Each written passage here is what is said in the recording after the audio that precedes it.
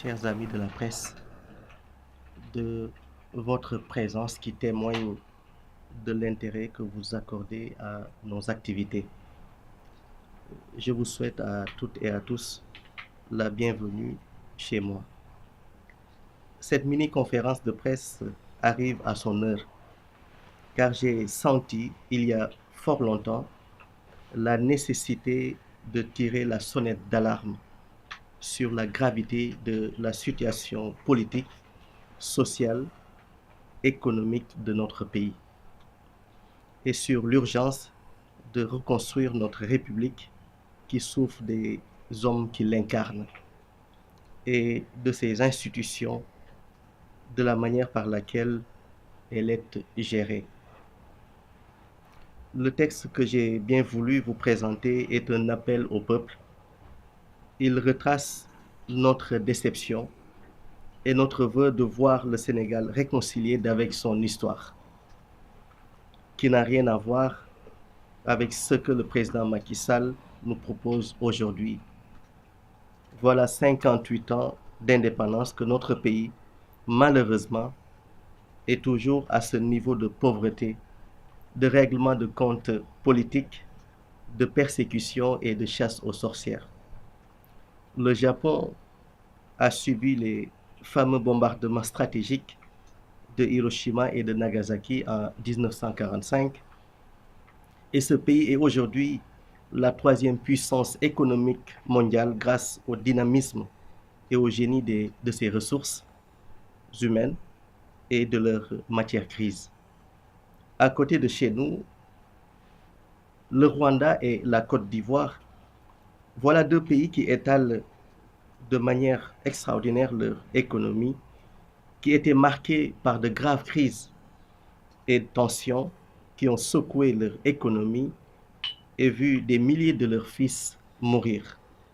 Mais par une volonté politique et une citoyenneté engagée de leurs leaders, ils ont pu sortir leur tête de l'eau avec intelligence.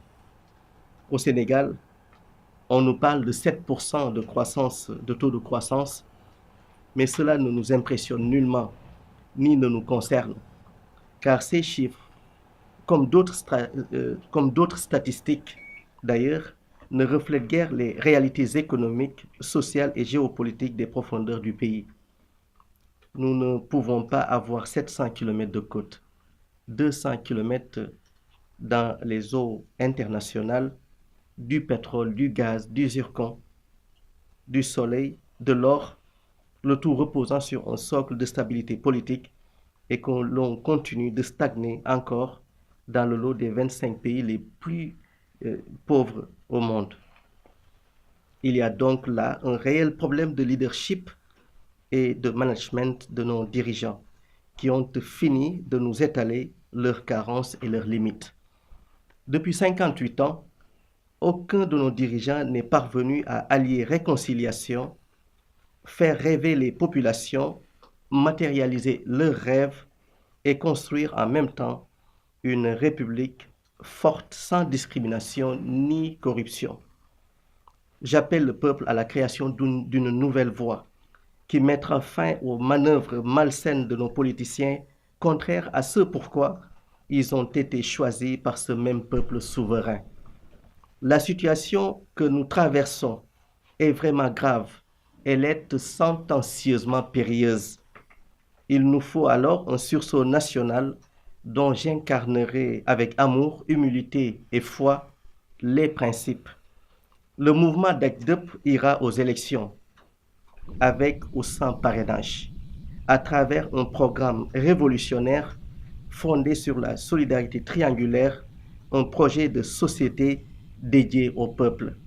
Il vise à terme la rénovation de notre administration, la réduction du trait de vie de l'État, l'assistance aux couches vulnérables, la gratuité de la santé pour tous, la modernisation de notre agriculture et des autres secteurs clés de l'économie nationale. La création dans tout le pays de fermes modernes, le développement de l'intelligence artificielle pour une économie rentable et compétitive.